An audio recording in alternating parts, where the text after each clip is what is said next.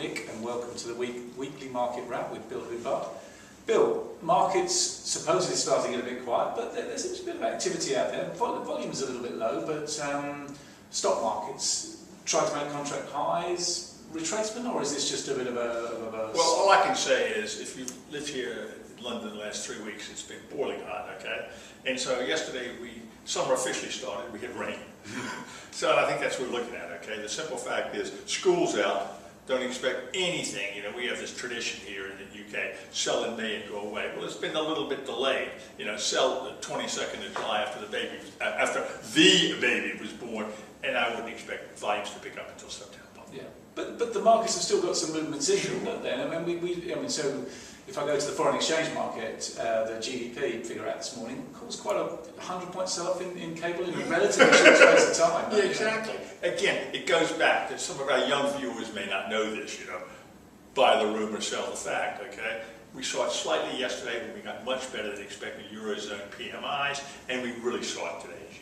You know, the GDP number came on spot on at 0.6, and there was very little in the GDP number that could be disappointing in any way, shape, or form. But as you say, you know, we're off 100 pips now in cable. But also one of the things where I'm concerned, and I mean, you know, we had this remember earlier this month, you know, we saw dovish comments from the Bank of England, a statement. I know it was the new governor's first meeting, a statement when nothing was ever done in reference to changing anything. Yeah. And we got a very dovish statement. And so all of a sudden you saw both the euro and sterling drop dramatically. So, you know, interest rates going to be dropped, more QE. And of course now it's interest rates move for the European Central Bank. We can forget quantitative easing. And now, maybe I'm overemphasizing. Now it's the market saying, well, we know we're going to get tapering from the Fed on the 17th and 18th. That is the next move by the European Central Bank and the Bank of England. Going to be a rate hike. Well, of course it probably is, but not to maybe 2015. But that's, you know, the market is compacting everything. Sure. And you said, do you think the moves are exaggerated because of the thin volume? Yes. You know as well as I do. So you've got maybe one player out there on the buy or sell side, and then of course you've got the option expiry, and then, you know, do you trade the fundamentals, and the fundamentals dictate to the technicals, or the technicals dictate, you know, everybody's looking at, you know, the Fibonacci, the 50, 100, the 200-day moving average. I mean, I don't even know what all this stuff means, but, you know, people are sort of looking at it. Does that mean I'm bullish or bearish? And I mean, from my standpoint, I have to agree, and I don't know whether you saw this consensus forecast at a Commerzbank, okay, that came out this morning, and basically 51% of their respondents are talking about a dramatic drop in the euro, you know, and I'm still on the 145 level for cable because, you know, yes, we had good GDP numbers, but I mean, talk to anybody in this country. Exports, what are they? You know, current account, well, I mean, what are we exporting it to whom? And of course you saw this, you know, especially in Germany. I mean, automobile industry now in Germany is at a 20-year low. The euro at 132, 133, 135. That's going to kill any kind of exports. And even, 10 days ago, the IMF said the cable is at least 10 to 15% minimum too high. Well, you know, we're not going to export anything at 153, 154. True enough. Okay, let me bring you back to the stock markets. Similar story there, do you think? You know, obviously we were making new highs, as I said. Yes. A bit of a correction over the last 2 days, but again, is that just a bit of noise within yes, exaggerated movements? Yes, and I mean, what you're seeing is, but I mean, look at that. I mean, like, if we talked about, say, the U.S. stock market 12, 14 months ago, you want to buy Netflix? I wouldn't touch it. What's it up, like 250%? Yeah. So you're seeing some of these dramatic moves up here. You know, what do we do with Yahoo? What do we do with eBay? What about the Dell, the buyout of Dell? And it's also a situation, again, look at some of the movers here on the FTSE in the last 2 or 3 weeks. We're talking about commodity shit.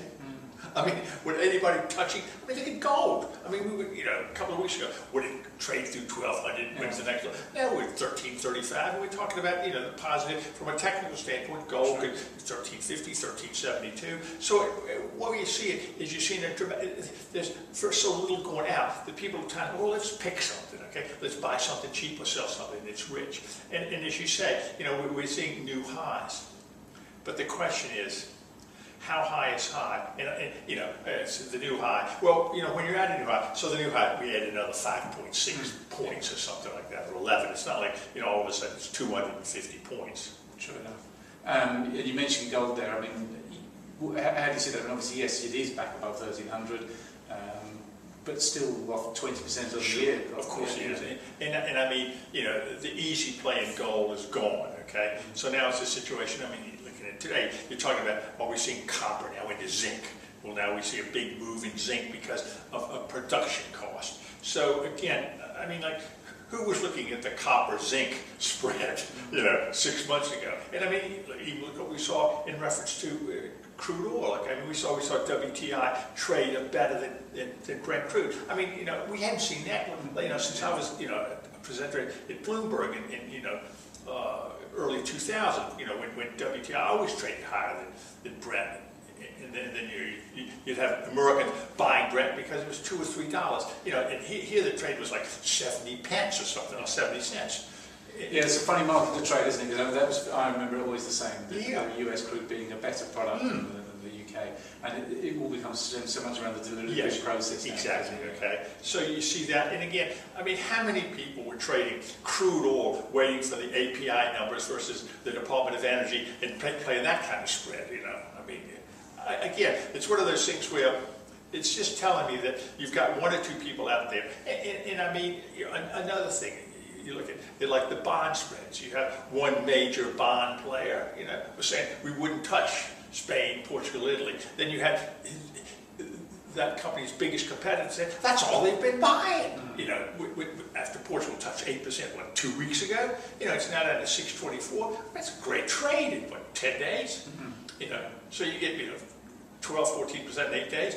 Well, you don't have to do much trading, you know, for the rest of either the summer or the rest of the year. So, I mean, that's what you're looking at. I'm still positive on equities because the simple fact is the bond market's starting to back up.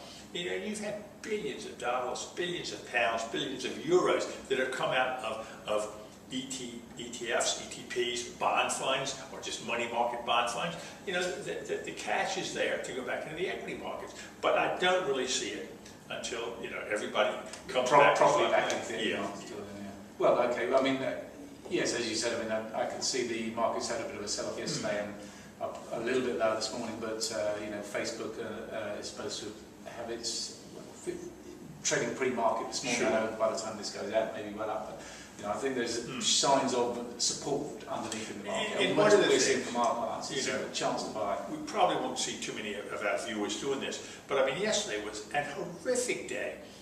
Brazilian real, Turkish lira, Polish zloty. I mean, we're talking about like the emerging market currencies were clobbered, anywhere from 2.5% to 3%, just a massive sell-off. Hence the reason euro was supported, not for euro dollar or euro sterling, but, you know, euro Russian ruble or euro zloty or something like that. So you just saw, in reference to emerging markets, if you know, I mean, everybody just left them, thank you very much, you know. And that won't, people won't go back into that till we see sort of a better, you know, a calmer market, if you will. Okay, all right. Well, thanks very much, Bill. Let's hope to see the markets a bit higher by next week. Well, let's hope we're still here. Yeah. Thank you. Thanks.